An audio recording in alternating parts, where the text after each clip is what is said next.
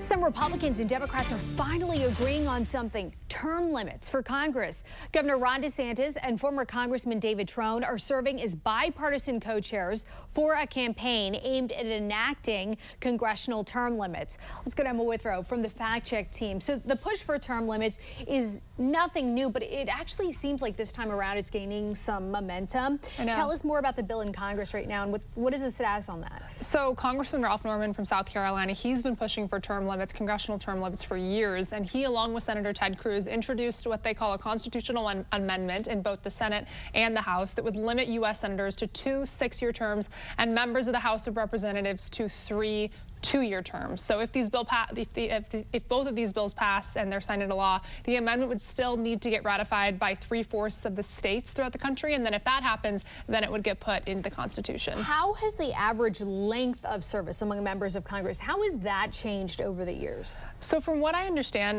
members of Congress have been staying in office quite a bit longer and running for re-election way more in recent years. So just take a look at that graph there on your screen.